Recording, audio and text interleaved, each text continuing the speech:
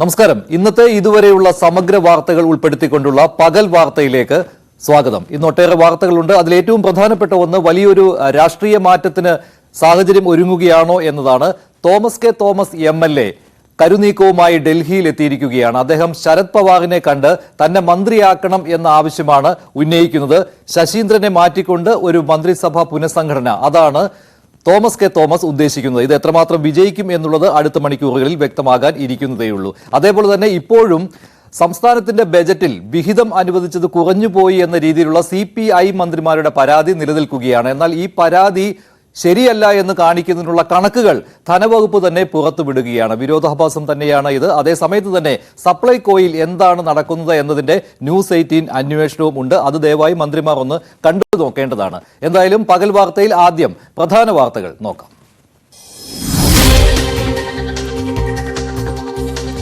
സംസ്ഥാനത്ത് ചാവേർ ആക്രമണത്തിന് പദ്ധതിയിട്ട IS ഭീകരൻ റിയാസ് അബൂബക്കർ കുറ്റക്കാരൻ. ISലേക്ക് യുവാക്കളെ റിക്രൂട്ട് ചെയ്യുന്നതിൽ പ്രധാനിയെന്ന് NIA കോടതി. സ്ഫോടന പരമ്പരയ്ക്ക് ലക്ഷ്യമിട്ടത് ശ്രീലങ്കൻ ചാവേർ ആക്രമണ സൂത്രധാരനുമായി ചേർന്ന്.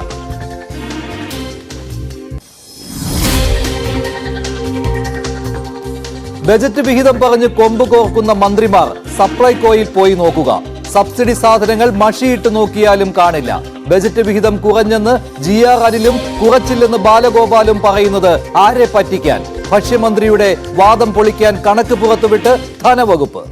ഈ ഒരു ദൗർലഭ്യം നിലനിൽക്കുകയാണ്. അവശ്യ സാധനങ്ങൾ ഈ ഔട്ട്ലെറ്റുകളിലേക്ക് എത്തുന്നതിൽ അവിടെ പ്രധാനമായി എടുത്തു പറയുന്ന കാര്യം ഇത് സാധനങ്ങൾ സപ്ലൈ ചെയ്യുന്ന ആളുകൾക്ക്, കരാറുകാർക്ക് പണം കൈമാറുന്നതിൽ വീഴ്ച സംഭവിക്കുന്നു.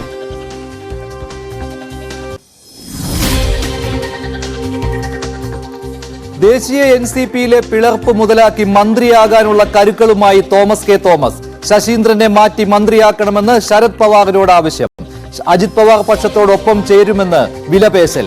തോമസ് കെ തോമസ് ശരത് പവാർ പക്ഷം വിട്ടാൽ ശശീന്ദ്രൻ അയോഗ്യത നേരിടേണ്ടി വന്നേക്കും.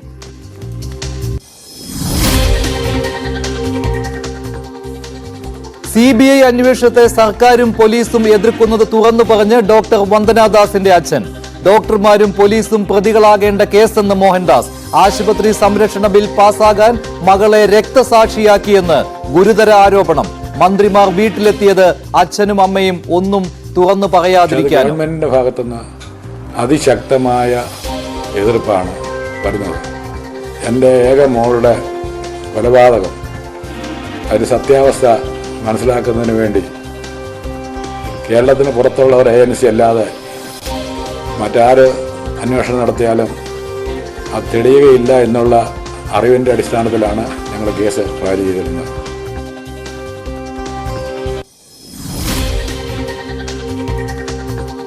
വിദേശ സർവകലാശാലകൾക്ക് സ്വാഗതമോകുന്ന ബജറ്റ് പ്രഖ്യാപനം പിൻവലിക്കുമോ ഇല്ലയോ? പിൻവലിക്കില്ലെന്ന സൂചന നൽകി MV ഗോവിന്ദൻ. ചർച്ചയില്ലാതെ പാർട്ടി നയം മാറ്റിയതിൽ കേന്ദ്ര നേതൃത്വത്തിന് അതൃപ്തി. CPI നിലപാടും തിരുത്തൽ ആവശ്യപ്പെടുത്തത്.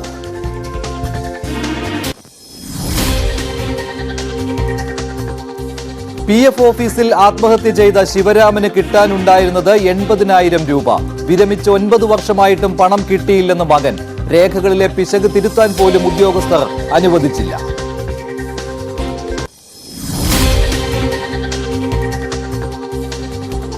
കേന്ദ്രത്തിനെതിരെ കർണാടക മുഖ്യമന്ത്രി ഡൽഹിയിൽ സമരം തുടങ്ങി. ബജറ്റിൽ അവഗണിച്ചതിനെതിരെ സിദ്ധരാമയ്യയും മന്ത്രിമാരും പിന്തുണയുമായി കോൺഗ്രസ് ദേശീയ നേതാക്കളും.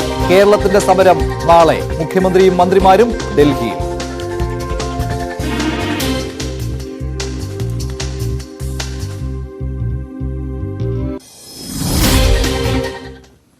വളരെ പ്രധാനപ്പെട്ട ഒരു വിധി ഇന്ന് NIA കോടതി കൊച്ചിയിൽ നിന്ന് വന്നിട്ടുണ്ട്. കേരളത്തിൽ ചാവേർ ആക്രമണത്തിന് പദ്ധതിയിട്ട IS ഭീകരനായ റിയാസ് അബൂബക്കർ കുറ്റക്കാരനാണെന്ന കണ്ടെത്തലാണ് NIA കോടതി നടത്തിയിരിക്കുന്നത്. NIA മുന്നോട്ട് വെച്ച വാദങ്ങൾ അംഗീകരിക്കുകയായിരുന്നു ഇന്ന് കൊച്ചിയിലെ NIA കോടതി. ആരാണ് റിയാസ് അബൂബക്കർ എന്നതാണ്. റിയാസ് അബൂബക്കർ ശ്രീലങ്കയിലെ സ്ഫോടനത്തിന് ശേഷം പിടിയിലായ ആളാണ്. IS ഭീകരൻ അബ്ദുൾ റഷീദ് അബ്ദുള്ളയുടെ അനുയായിയാണ്. വളപട്ടണം IS കേസിലെ അബ്ദുൾ ഖയ്യൂമുമായി ബന്ധമുള്ളയാളാണ്. ശ്രീലങ്ക സ്ഫോടന സൂത്രധാരനുമായി ബന്ധമുണ്ട്.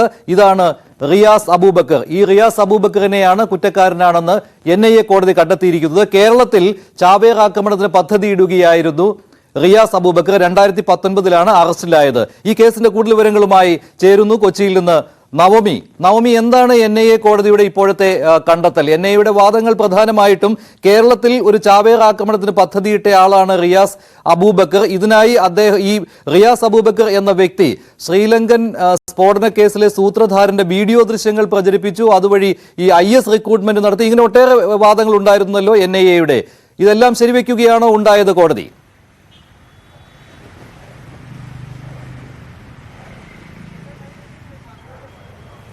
തീർച്ചയായും മഞ്ജുഷ്, വളരെ നീണ്ട ഒരു വാദപ്രതിവാദങ്ങൾക്കൊടുവിലാണ് പ്രതി കുറ്റക്കാരനാണെന്ന് NIA കോടതി ഇന്ന് ശരിവെച്ചിരിക്കുന്നത്. ഈ ശിക്ഷയിന്മേലുള്ള വാദം നാളെ ഉണ്ടാകും. അതിനുശേഷമായിരിക്കും വിധി എന്തായിരിക്കുമെന്നുള്ളൊരു പ്രഖ്യാപനം ഉണ്ടാകുക. എന്തായാലും ഈ കേസിൽ ഏക പ്രതിയാണ് റിയാസ് അബൂബക്കർ എന്തായാലും പ്രതിയാണെന്ന് കോടതി കണ്ടെത്തുകയും ചെയ്തിട്ടുണ്ട്. ഈ കേസൊക്കെ തുടങ്ങുന്നത് 2016 2016 ഒരു കാസർഗോഡ് നിന്നും 10 യുവാക്കളെ കാണാനില്ല എന്നുള്ളൊരു പരാതി പോലീസ് സ്റ്റേഷനിൽ എത്തുകയും പിന്നീട് അവരുമായി ബന്ധപ്പെട്ട അന്വേഷണങ്ങളൊക്കെ NIA ഏറ്റെടുക്കുകയും ഒക്കെ ചെയ്തിരുന്നു. അവിടെ നിന്നാണ് ഈ റിയാസ് അബൂബക്കറിലേക്ക് അന്വേഷണ സംഘം എത്തുന്നത്. 2019 റിയാസ് അബൂബക്കർ NIAയുടെ പിടിയിലാകുന്നു. പിന്നീട് നടത്തിയ അന്വേഷണങ്ങളിലും തിരച്ചിലുമൊക്കെ ആണ് ഈ റിയാസ് അബൂബക്കർ ISന്റെ ഒരു പ്രചാരകനാണ്. കേരളത്തിൽ ഇയാൾ പ്രചാരണങ്ങൾ നടത്തുന്നുണ്ട്. അതോടൊപ്പം തന്നെ ഈ ചാവേറാകാനും തയ്യാറായിരുന്ന ഒരു വ്യക്തിയാണ്. കേരളത്തിൽ കൊച്ചിയിലടക്കം പല വിനോദസഞ്ചാര കേന്ദ്രങ്ങളിൽ ബോംബ് വയ്ക്കുന്നതിനും കേരളത്തിൽ ഒരു ഭീകര അന്തരീക്ഷം സൃഷ്ടിക്കുന്നതിനുമൊക്കെ നേതൃത്വം നൽകാനൊക്കെ തീരുമാനിച്ച ഒരു വ്യക്തിയായിരുന്നു റിയാസ് അബൂബക്കർ എന്ന ഞെട്ടിപ്പിക്കുന്ന വിവരങ്ങൾ NIA പുറത്തുവിടുന്നു. പിന്നീട് ആ സമയത്ത് തന്നെ റിയാസിന്റെ അറസ്റ്റ് ഉൾപ്പെടെയുള്ളവ രേഖപ്പെടുത്തുകയും ഏകദേശം 5 വർഷത്തോളമായി റിയാസ് ജയിലിൽ തന്നെയാണ്. എന്തായാലും പ്രധാനപ്പെട്ട 2 UAPA പ്രകാരമുള്ള 38, 39 വകുപ്പുകളാണ് റിയാസിനെതിരെ ചുമത്തിയിരിക്കുന്നത്. ഇത് രണ്ടും തെളിഞ്ഞിട്ടുണ്ട്. ഏകദേശം 10 വർഷത്തിലധികം ശിക്ഷ ലഭിക്കാനുള്ള വകുപ്പുകളാണ് ഇപ്പോൾ NIA കോടതി ഇത് ശരി നവമി, എന്തായാലും റിയാസ് അബൂബക്കറിന് ISുമായിട്ട് ബന്ധമുണ്ട് എന്നുള്ള കാര്യമാണ് NIA പ്രധാനമായിട്ടും വാദിച്ചത് കോടതിയിൽ. റിയാസ് അബൂബക്കറിന്റെ ബന്ധങ്ങൾ NIA ചൂണ്ടിക്കാണിച്ചിരുന്നു. അത് ഒരിക്കൽ കൂടി നോക്കാം. ആരാണ് റിയാസ് അബൂബക്കർ എന്നുള്ളത്? റിയാസ് അബൂബക്കർ NIA അന്വേഷിച്ചു വന്ന ഭീകരനായിരുന്നു. 2019 റിയാസ് അബൂബക്കർ NIAയുടെ പിടിയിലാകുന്നത്. തുടർന്നാണ് കേരളത്തിൽ ചാവേർ ആക്രമണം നടത്തുവാനുള്ള ശ്രമം നടത്തിയിരുന്നുവെന്ന് വെളിവായത്. ശ്രീലങ്കയിലെ സ്ഫോടനത്തിന് ശേഷം പിടിയിലായ ആളാണ് റിയാസ് അബൂബക്കർ. IS ഭീകരൻ അബ്ദുൾ റഷീദ് അബ്ദുള്ളയുടെ അനുയായിയാണ്. വളപട്ടണം IS കേസിലെ അബ്ദുൾ ഖയ്യൂമുമായി ബന്ധമുണ്ടായിരുന്നു. ശ്രീലങ്ക സ്ഫോടന സൂത്രധാരന്റെ പ്രചാരകനാണ്. അയാളുടെ വീഡിയോകൾ പ്രചരിപ്പിച്ചിരുന്നയാളാണ് റിയാസ് അബൂബക്കർ. അതിനുശേഷം ഈ കാസർഗോഡ് നിന്നുള്ള IS റിക്രൂട്ട്മെന്റിൽ പങ്കാളിയാവുകയായിരുന്നു റിയാസ് അബൂബക്കർ. അത് മാത്രമല്ല, കേരളത്തിൽ സ്ഫോടന പരമ്പര ആസൂത്രണം ചെയ്തു റിയാസ് അബൂബക്കർ. IS റിക്രൂട്ട്മെന്റ് സഹായിയായിട്ട് പ്രവർത്തിച്ചു. അതുപോലെ തന്നെ കാസർഗോഡ് നിന്ന് ISൽ ചേർന്ന് സിറിയയിലേക്കും അഫ്ഗാനിസ്ഥാനിലേക്കും പോയ ആളുകളുമായിട്ട് നിരന്തരം ബന്ധം പുലർത്തിയിരുന്നയാളാണ് റിയാസ് അബൂബക്കർ എന്ന കാര്യവും NIA സ്ഥിരീകരിച്ചിരുന്നു. ഇക്കാര്യവും കോടതിയിൽ NIA വാദിക്കുകയുണ്ടായി. NIA കോടതി ഇതുകൂടി പരിഗണിച്ചാണ് റിയാസ് അബൂബക്കർ കേരളത്തിൽ ചാവേർ ആക്രമണം പദ്ധതിയിട്ട കേസിൽ കുറ്റക്കാരനാണ് എന്ന് കണ്ടെത്തിയിരിക്കുന്നത്. ശിക്ഷാവിധി പിന്നീടായിരിക്കും. അടുത്ത വാർത്തയിലേക്ക് പോവുകയാണ്. മന്ത്രിമാരുടെ കൊമ്പുകോർക്കൽ തുടരുകയാണ് കേരളത്തിൽ. എന്തായാലും സപ്ലൈകോയ്ക്ക് വേണ്ടത്ര പണം നൽകിയില്ല എന്ന ഭക്ഷ്യമന്ത്രി GR അനിലിന്റെ വാദം പൊളിക്കുന്ന രീതിയിൽ ധനവകുപ്പ് തന്നെ കണക്കുകൾ പുറത്തുവിട്ടിരിക്കുകയാണ്. ഭക്ഷ്യമന്ത്രി പറഞ്ഞതുപോലെ അല്ല ബജറ്റ് വിഹിതം ഉണ്ടായിരുന്നത്.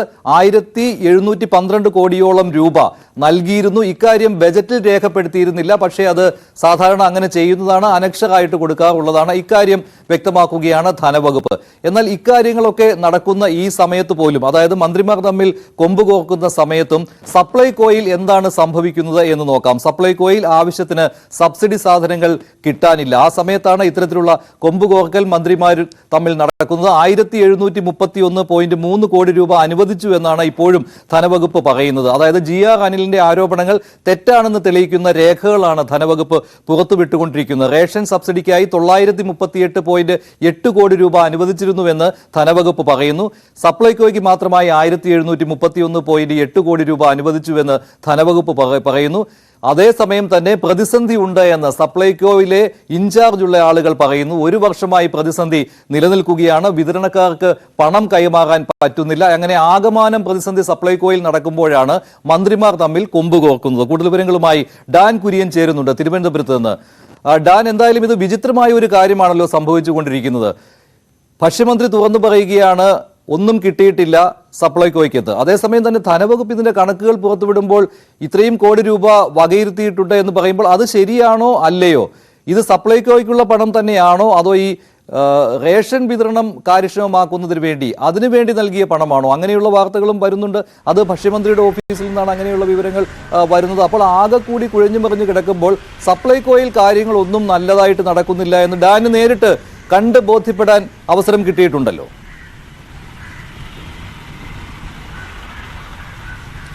മഞ്ജുഷ, കഴിഞ്ഞ 5-ാം തീയതി നിയമസഭയിൽ ബജറ്റ് അവതരിപ്പിക്കുന്നതിനിടയിൽ ധനമന്ത്രി KN ബാലഗോപാൽ സപ്ലൈകോ നവീകരണവുമായി ബന്ധപ്പെട്ട് 10 കോടി രൂപ വകയിരുത്തിയിട്ടുണ്ട് എന്ന കാര്യമാണ് വാക്കാൽ പരാമർശിച്ചു പോയത്. അതിനെ ഏറ്റുപിടിച്ചുകൊണ്ടാണ് ധനമന്ത്രി ഈ ഭക്ഷ്യമന്ത്രി GR അനിൽ, അതായത് സപ്ലൈകോയ്ക്ക് വേണ്ടത്ര പരിഗണന ലഭിച്ചിട്ടില്ല, വിപണി ഇടപെടൽ നടത്തുന്നതിന് ഈ സപ്ലൈകോയ്ക്ക് വേണ്ടി കൃത്യമായ പരിഗണന ബജറ്റിൽ ഉണ്ടായിട്ടില്ല എന്ന തരത്തിലുള്ള വിമർശനം ഉന്നയിച്ചുകൊണ്ട് ഇന്നലെ രംഗത്തെത്തിയത്. അതിന് മറുപടിയുമായാണ് ഈ ധനവകുപ്പിന്റെ വിശദീകരണം ഇപ്പോൾ വന്നിരിക്കുന്നത്. അവിടെ കൃത്യമായി എടുത്തു പറയുന്നു 1731 കോടി രൂപ അത് കൃത്യമായി സപ്ലൈകോയ്ക്ക് വേണ്ടി നീക്കിവെച്ചിട്ടുണ്ട്. ഇതിൽ 10 കോടി രൂപ നവീകരണവുമായി ബന്ധപ്പെട്ടാണ്. അതുകൊണ്ട് പുതിയതായി നടപ്പാക്കുന്ന ഒരു പദ്ധതി ആയതുകൊണ്ടാണ് അത് മാത്രം ബജറ്റിൽ ധനമന്ത്രി വാക്കാൽ പരാമർശിച്ചു പോയത്.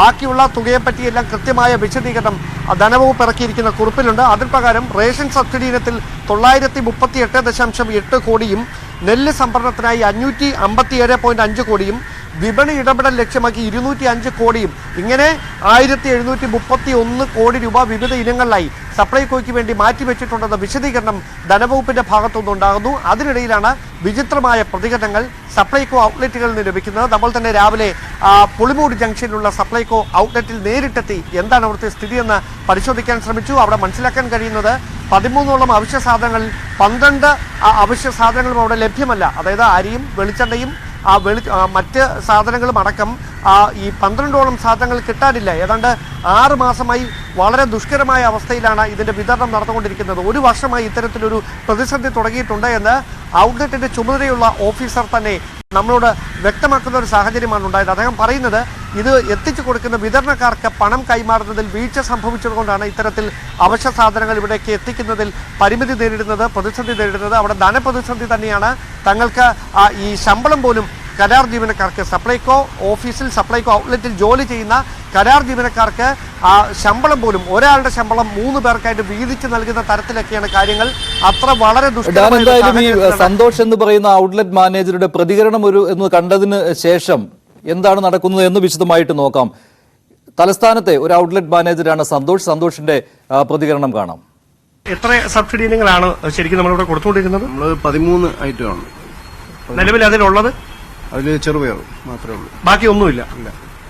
ഈ അരിയും പഞ്ചസാരയും ഉൾപ്പെടെ എത്ര നാളായി ഇങ്ങനെ കിട്ടാത്ത ഒരു ദൗർലഭ്യം വന്നിട്ട്? നമുക്ക് ഇപ്പൊ ഈ കഴിഞ്ഞ മാസം ഉണ്ടായിരുന്നു. കഴിഞ്ഞ മാസം കുറച്ച് സാധനങ്ങളൊക്കെ വന്നായിരുന്നു. പിന്നെ ഇപ്പൊ ഓണം കഴിഞ്ഞിട്ട് പിന്നെ വളരെ കുറവാണ് സാധനങ്ങളൊക്കെ വരുന്നത്. അത് എന്താണ് അതിന്റെ കാരണമെന്നാണ് നിങ്ങൾക്ക് മനസ്സിലാക്കാൻ കഴിയുന്നത്? കാരണം സാമ്പത്തിക പ്രശ്നമാണ്. കാരണം ഈ സപ്ലൈസിനൊക്കെ ക്യാഷ് കൊടുക്കാറുണ്ട്, അതുകൊണ്ട് അവർ സപ്ലൈ ചെയ്യുന്നില്ല എന്നാണ് അറിയുന്നത്. ഈ പ്രതിസന്ധി മറ്റ് സ്ഥലങ്ങളിലും ഉണ്ടോ? ഔട്ട്ലെറ്റ് എല്ലാ സപ്ലൈകോയിലും ഉണ്ട്. ഡാൻ, ഇതൊരു നാണക്കേടാണല്ലോ സംഭവിക്കുന്നത് സപ്ലൈകോയിൽ. അപ്പോൾ ഇപ്പോൾ മന്ത്രിമാർ ഈ തമ്മിൽ അങ്ങോട്ടും ഇങ്ങോട്ടും തന്നില്ല, കിട്ടിയില്ല, എന്നാൽ തന്നു എന്നൊക്കെ പറയുന്നതിന് പകരമായിട്ട് സപ്ലൈകോയിൽ എന്താണ് നടക്കുന്നതെന്ന് അന്വേഷിക്കുകയല്ലേ ചെയ്യേണ്ടത്? കഴിഞ്ഞ ബജറ്റിലും വിഹിതം അനുവദിച്ചപ്പോൾ അത് ശരിയായിട്ട് വിനിയോഗിച്ചില്ല എന്നല്ലേ ഇപ്പോൾ ഈ ഔട്ട്ലെറ്റ് മാനേജറുടെ വാക്കുകളിൽ നിന്നൊക്കെ മനസ്സിലാകുന്നത്? അദ്ദേഹം പറയുന്നത് ഏതാണ്ട് 1 വർഷമായി സപ്ലൈകോയുടെ വിവിധ ഔട്ട്ലെറ്റുകളിൽ ഇത് തന്നെയാണ് സ്ഥിതി. അവശ്യ സാധനങ്ങൾ അവിടേക്ക് എത്തുന്നില്ല. എത്തിയാൽ മാത്രമല്ലേ ഞങ്ങൾക്ക് കൊടുക്കാൻ കഴിയുള്ളൂ.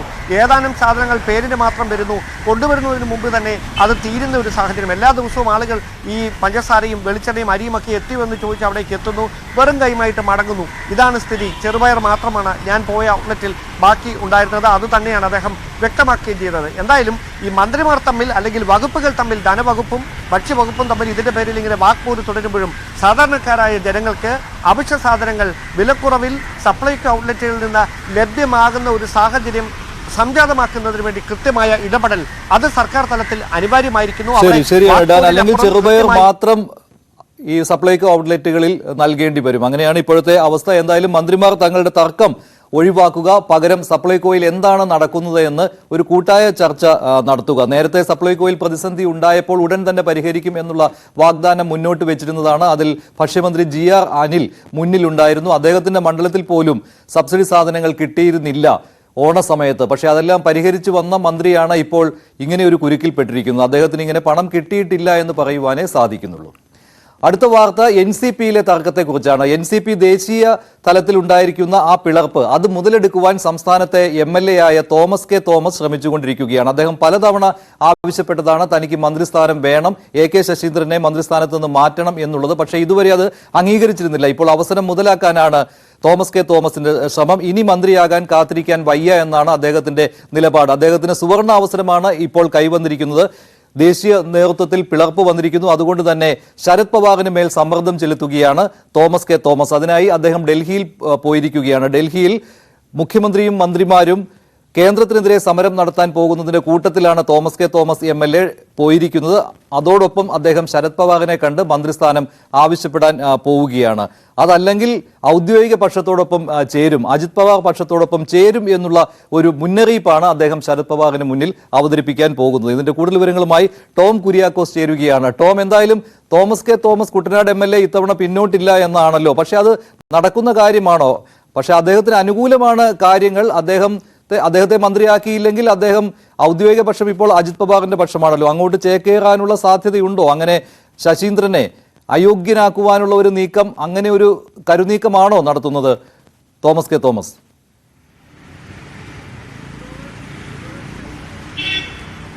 Manjush, Kuttanad MLA Thomas K തോമസിന്റെ ഒരു സമ്മർദ്ദ തന്ത്രമായി തന്നെ കാണേണ്ടി വരും. കാരണം ഇതിനു മുൻപൊക്കെ തോമസ് കെ തോമസ് ഇതുപോലെ മന്ത്രിസ്ഥാനത്തിനായി അവകാശവാദം ഉന്നയിച്ചുകൊണ്ട് ശരത് പവാറിനെ പലതവണ സമീപിച്ചിരുന്നു. പക്ഷേ അന്ന് സംസ്ഥാന നേതൃത്വത്തിന്റെ പിന്തുണ AK ശശീന്ദ്രനായിരുന്നു. മാത്രമല്ല PC ചാക്കോ ഈ NCPയുടെ സംസ്ഥാന അധ്യക്ഷനായ ശേഷം അദ്ദേഹം ഈ പാർട്ടിയെ ഹൈജാക്ക് ചെയ്യുന്നു. PC ചാക്കോയുടെ നിയന്ത്രണത്തിലാണ് പാർട്ടി.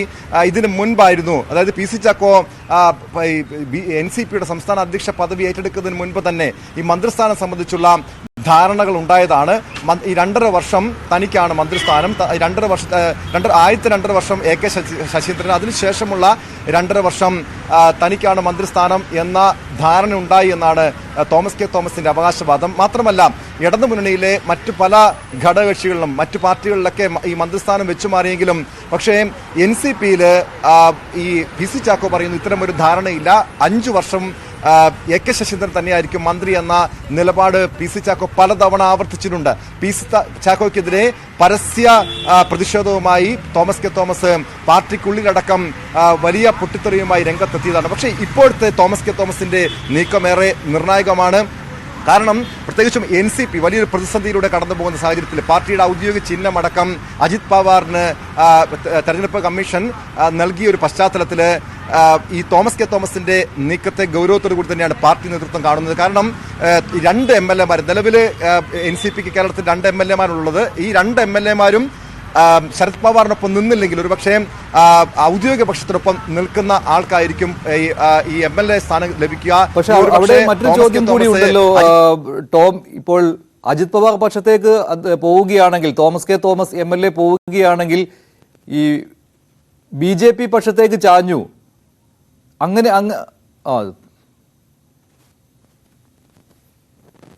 എന്തായാലും തോമസ് കെ തോമസ് വലിയൊരു കരുനീക്കമാണ് നടത്തിക്കൊണ്ടിരിക്കുന്നത്. അജിത് പവാറിനൊപ്പം ചേർന്ന് അങ്ങനെ ഒരു മാറ്റം NCPയിൽ ഉണ്ടാക്കും എന്നുള്ള മുന്നറിയിപ്പ് അദ്ദേഹം നൽകാൻ പോവുകയാണ് ശരത് പവാറിന്. അതുകൊണ്ട് തന്നെയാണ് മന്ത്രിയാകാൻ ഇനി കാത്തിരിപ്പ് വയ്യ. 2.5 വർഷം കഴിഞ്ഞിട്ടും മന്ത്രിസ്ഥാനം തനിക്ക് കിട്ടിയില്ല എന്നുള്ള കാര്യം അദ്ദേഹം വീണ്ടും അറിയിക്കാൻ പോകുന്നത് ശരത് പവാറിനെ. ശശീന്ദ്രനെ മാറ്റുമോ, മറ്റൊരു തീരുമാനം NCPയുടെ ദേശീയ നേതൃത്വത്തിൽ നിന്ന് ഉണ്ടാകുമോ, ഇത് ഇനി അടുത്ത മണിക്കൂറിലെ അറിയുവാൻ കഴിയുകയുള്ളൂ. എന്തായാലും തോമസ് കെ തോമസ് MLA കടുത്ത നിലപാടിൽ തന്നെയാണ് മുന്നോട്ട് പോകുന്നത്. അടുത്ത വാർത്തയിലേക്ക് പോവുകയാണ്. ഡോക്ടർ വന്ദന ദാസിന്റെ കൊലപാതകത്തിൽ CBI അന്വേഷണം വേണം എന്നുള്ള ആവശ്യം കുടുംബം ഉന്നയിച്ചതാണ്. പക്ഷേ CBI അന്വേഷണം ഹൈക്കോടതി സിംഗിൾ ജഡ്ജി അംഗീകരിച്ചിട്ടില്ല. ഡിവിഷൻ ബെഞ്ചിനെ സമീപിക്കാനാണ് ഇപ്പോൾ കുടുംബത്തിന്റെ തീരുമാനം. പക്ഷേ അതോടൊപ്പം തന്നെ വളരെ ശക്തമായ ചില പരാതികൾ ഉന്നയിക്കുകയാണ് ഡോക്ടർ വന്ദന ദാസിന്റെ അച്ഛനായ മോഹൻദാസ് അദ്ദേഹം പറയുന്നത് ഇക്കാര്യത്തിൽ സർക്കാരിന്റെ ഒരു സഹായവും തനിക്ക് കിട്ടിയില്ല എന്നാണ്. അതുമാത്രമല്ല CBI അന്വേഷണത്തിന് സർക്കാർ തടസ്സം നിന്നു എന്ന വലിയ പരാതിയാണ് അദ്ദേഹം ഉന്നയിക്കുന്നത്. പല കാര്യങ്ങളും ഇന്ന് മോഹൻദാസ് തുറന്നു പറയുകയുണ്ടായി. അത് സർക്കാരിനെ കുഴപ്പത്തിലാക്കുന്നതാണ്. അത് മാത്രമല്ല പോലീസിനെയും ഡോക്ടർമാരുടെ സംഘടനയെ പോലും ബുദ്ധിമുട്ടുണ്ടാക്കുന്ന കാര്യമാണ്. കാരണം ഇവരുടെ ഒന്നും സഹായം കിട്ടിയിട്ടില്ല എന്നാണ് ഇപ്പോൾ മോഹൻദാസ് പറയുന്നത്. വന്ദനാദാസിന്റെ കൊലപാതകത്തിലെ യഥാർത്ഥ പ്രതികൾ മറ്റുള്ളവർ കൂടി ഉണ്ട് എന്നാണ് അദ്ദേഹം പറയുന്നത്. അതിൽ പോലീസും ഉൾപ്പെട്ടിട്ടുണ്ട്, ഒരു ഡോക്ടർ ഉൾപ്പെട്ടിട്ടുണ്ട്. അവരുടെ അനാസ്ഥയാണ് ഈ ജീവൻ പൊലിയാൻ കാരണമായത് എന്നാണ് മോഹൻദാസ് പറയുന്നത്. അത് മാത്രമല്ല ഈ ആശുപത്രി സംരക്ഷണ നിയമം അത് പിന്നീടാണ് ഉണ്ടായത്. വന്ദനാദാസിന്റെ കൊലപാതകത്തിന് ശേഷം ആശുപത്രി സംരക്ഷണ നിയമം നിലവിൽ വന്നിരുന്നു. ഇതിനു വേണ്ടിയുള്ള ഒരു രക്തസാക്ഷിയായി മാറുകയായിരുന്നു തന്റെ മകൾ എന്നുള്ള ആരോപണം കൂടി അദ്ദേഹം ഉന്നയിച്ചിരിക്കുകയാണ്. ഡോക്ടർമാർ പോലും തന്റെ മകളുടെ മരണം ആഗ്രഹിച്ചു, അതിനാൽ ചികിത്സ വേണ്ട രീതിയിൽ കൊടുത്തില്ല എന്ന കാര്യവും അദ്ദേഹം പറയുകയാണ്. മന്ത്രിമാർ പോലും അന്വേഷണത്തോട് സഹകരിച്ചില്ല, തങ്ങളുടെ വാദം കേട്ടില്ല. അതുകൊണ്ട് തന്നെ ഡിവിഷൻ ബെഞ്ചിനെ സമീപിക്കാൻ പോവുകയാണ് ഡോക്ടർ വന്ദനാദാസിന്റെ കുടുംബം. ഇപ്പോൾ ശ്രീ മോഹൻദാസിന്റെ പ്രതികരണം കണ്ടു നോക്കാം. പോലീസ് സാന്നിധ്യത്തിൽ നടന്ന ഒരു കൊലപാതകം, അതുകൊണ്ട് തന്നെ പോലീസ് അന്വേഷിച്ചാൽ പോരാ, പുറത്തു നിന്നുള്ള കേരളത്തിന് പുറത്തു നിന്നുള്ള ഒരു ഏജൻസിയുടെ അന്വേഷണം വേണമെന്ന ആവശ്യമായിരുന്നു കുടുംബം മുന്നോട്ട് വെച്ചത്. അതേ ആവശ്യം തന്നെയാണ് ഇപ്പോഴും അവർ മുന്നോട്ട് വെക്കുന്നത്. ഈ വന്ദനയുടെ മരണവുമായി ബന്ധപ്പെട്ട നിരവധി ദുരൂഹതകളാണ് അന്ന് തന്നെ ഉയർന്നിരുന്നത്.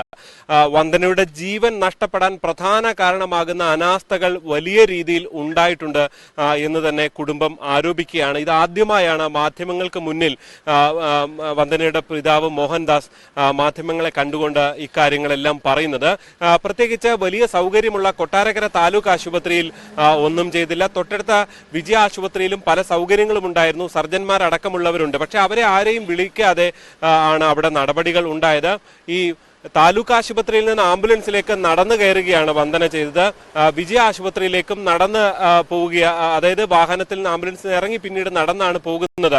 ഇവിടെ വെച്ചൊക്കെയും സംസാരിക്കുന്നുണ്ടായിരുന്നു. തൊട്ടടുത്ത ഒരുപാട് സ്വകാര്യ മെഡിക്കൽ കോളേജുകളും പാരിപ്പള്ളി അടക്കമുള്ള മെഡിക്കൽ കോളേജുകളും ഉണ്ട്. തിരുവനന്തപുരം മെഡിക്കൽ കോളേജുണ്ട്. അവിടെയൊന്നും ഇല്ലാത്ത നിലയിൽ തിരുവനന്തപുരത്തെ സ്വകാര്യ ആശുപത്രിയിലേക്ക് കൊണ്ടുപോയതാണ് ഒരു തരത്തിൽ ദുരൂഹം. രാവിലെ പുലർച്ചെയാണ്, വാഹനത്തിരക്കൊന്നും ഇല്ലാത്ത സമയത്ത് 1.5 മണിക്കൂർ എടുത്താണ് ആംബുലൻസ് അവിടെ എത്തിച്ചതെന്ന അടക്കമുള്ള കാര്യങ്ങൾ ദുരൂഹമായി തന്നെ തോന്നുന്നു എന്ന നിലയിലാണ് പിതാവ് സംസാരിച്ചത്. എൻ്റെ ഏക മോളുടെ കൊലപാതകം അതിൻ്റെ സത്യാവസ്ഥ മനസ്സിലാക്കുന്നതിന് വേണ്ടി കേരളത്തിന് പുറത്തുള്ള ഒരു ഏജൻസി അല്ലാതെ മറ്റാര് അന്വേഷണം നടത്തിയാലും അത് തെളിയുകയില്ല എന്നുള്ള അറിവിൻ്റെ അടിസ്ഥാനത്തിലാണ് ഞങ്ങൾ കേസ് ഫയൽ ചെയ്തിരുന്നത്. ADGPയും അതുപോലെയുള്ള ഉദ്യോഗസ്ഥന്മാരും നേരിട്ട് ഹാജരായി ഇതിന് യുക്തിയുക്തം ഏറുകയാണ് ചെയ്യുന്നത്. അതാണ് നമുക്ക് ഏറ്റവും കൂടുതൽ ബുദ്ധിമുട്ട്. അപ്പീൽ കൊടുക്കുന്നുണ്ട്. അത് അപ്പീൽ ഡിവിഷൻ ബെഞ്ചിലാണെങ്കിൽ തന്നെയും സത്യവും നീതിയും നമുക്ക് ലഭിക്കും എന്നുള്ളതാണ് ഞങ്ങളുടെ പൂർണ്ണ വിശ്വാസം.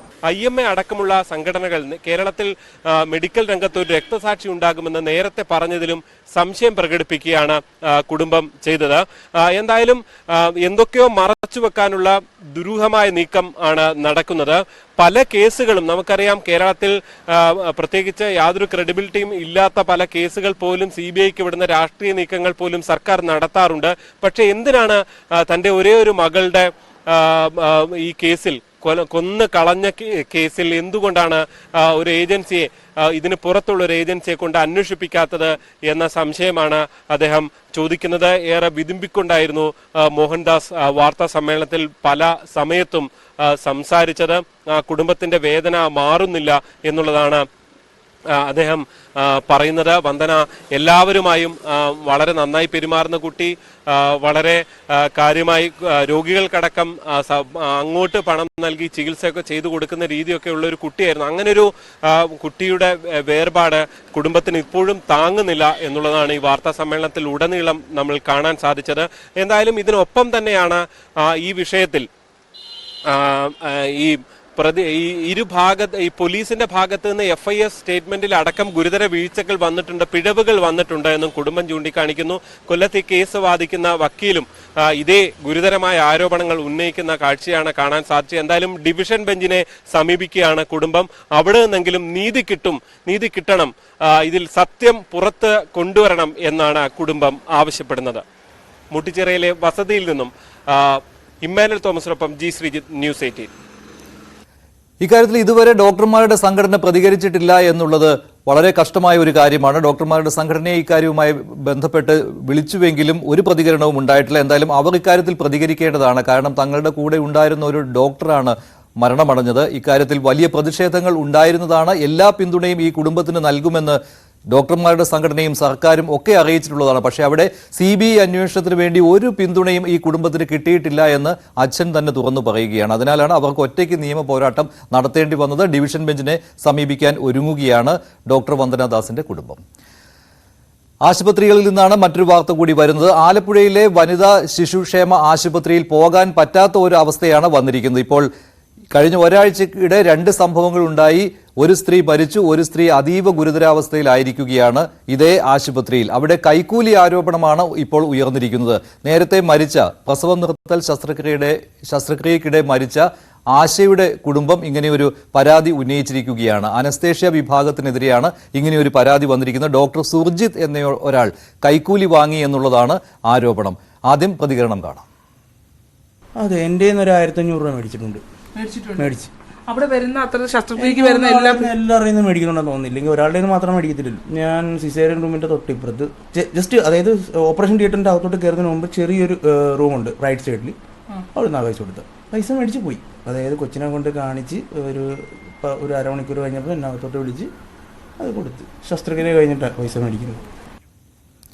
അതോടൊപ്പം തന്നെയാണ് ഒരു സ്ത്രീ അതീവ ഗുരുതരാവസ്ഥയിലായിരിക്കുന്നത്. അഞ്ജലി എന്ന യുവതിയാണ് ഗുരുതരാവസ്ഥയിലായിരിക്കുന്നത്. ഈ യുവതിയിൽ നിന്ന് പോലും പണം വാങ്ങിയിരുന്നു എന്നാണ് ബന്ധുക്കളുടെ പരാതി. ഡോക്ടർ അറിയിച്ചതിനെ തുടർന്ന് ആശുപത്രിക്ക് ഉള്ളിലെത്തി പണം നൽകിയെന്ന് ഭർത്താവ് തന്നെ പറയുന്നു.